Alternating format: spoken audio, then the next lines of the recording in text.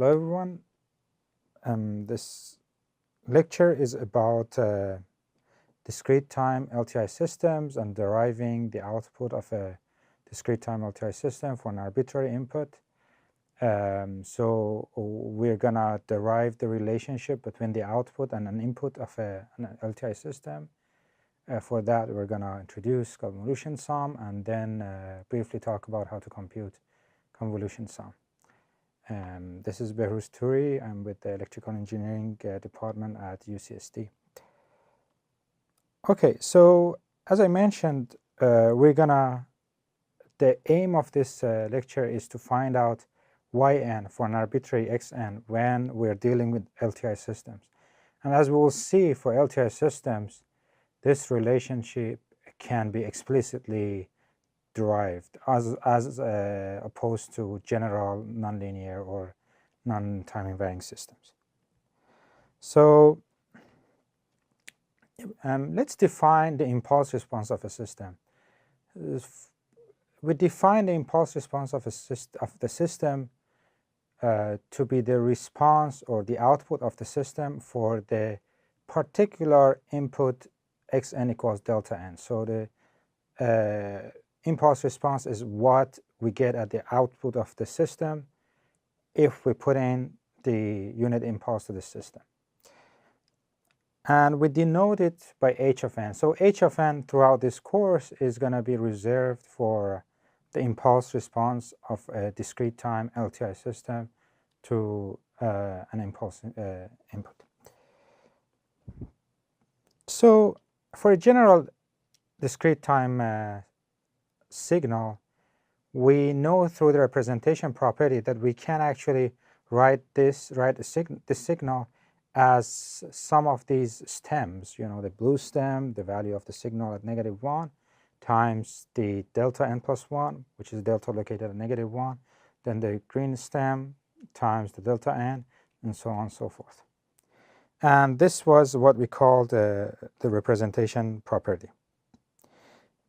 In general, we can write xn as summation of xk delta n minus k, where k ranges from -infinity to infinity. Now, by the linearity and time invariant property, we know if we put in delta n plus 1 to the system, we have hn plus 1. Remember, delta n, if we put in delta n to the system, we get h of n as the output. This was the definition of the impulse response. Now, if we put in delta n plus 1, we get hn plus 1. And if we put in x minus 1, which is just one number, times delta n plus 1, because of the linearity, we get that number times hn plus 1. If we put in x0 delta n, we get x0 hn. If we put in x1 delta n minus 1, we get x1 n minus 1.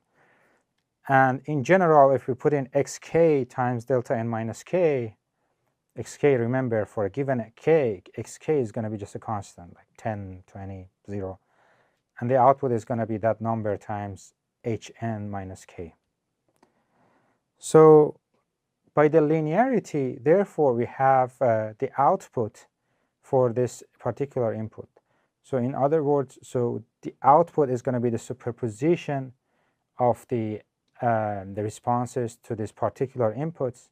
In other words, yn would be summation of xk times hn minus k. And this is a very important property of LTI system, and this holds only for LTI systems. And we have this very important property that for any given input xn, if we know the impulse response of the LTI system, we know the output of the system to this xn. So yn would be summation of k running from -infinity to infinity of xk times hn minus k, where hn is the impulse response and xn is the input. This particular sum is called the convolution sum of xn and hn. And we denote it by xn star hn. So it's an interesting question how to calculate it, or like how to visualize this convolution sum. So if we have the impulse response, so for example, if we know that the impulse response is u of n, which is the impulse response of an integrator system, and if you give me an arbitrary input, how can I compute this convolution sum? And the idea is to fix n. So it's a very important step always to fix n, the output. So you fix the value of the time that you want to compute the output as. So for example, you fix n equals to 2, and then you want to find out what is the output at time 2. Then, if we look at the convolution sum at time 2 or at time n in general, we have this relationship. And this relationship, so if we forget about the sum, the summand, the value of the summand here is a function of k. So when we fix n, the summand becomes a function of k. And it is important to see what is going to be this particular summand as a function of k.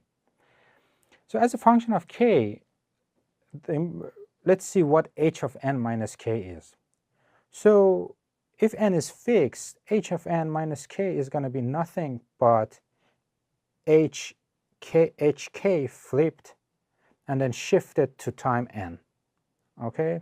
So for example, if we have this particular given hk, then h minus k is going to be just the flipped version of this. And we've studied this in the first lecture. And h1 minus k would be this hk flipped, shifted to the right, but 1 unit. h2 minus k would be this hk flipped, shifted to the right by 2 units. So in general, hn minus k is hk flipped, shifted to the time n. And again, we are fixing n here. So given this, let's see what would be the convolution. And it is nothing but sample by sample multiplying xk by this h flipped shifted to time n, and then summing over all the from negative infinity to infinity of k. So again, the convolution sum is nothing but we have the input, we flip the impulse response and shift it to time n, and then we do sample by sample multiplication of these two signals as a function of k, and then we add everything together from negative infinity to positive infinity. That would be the value of output at time n. And then we change time n, we get another time and output at another time.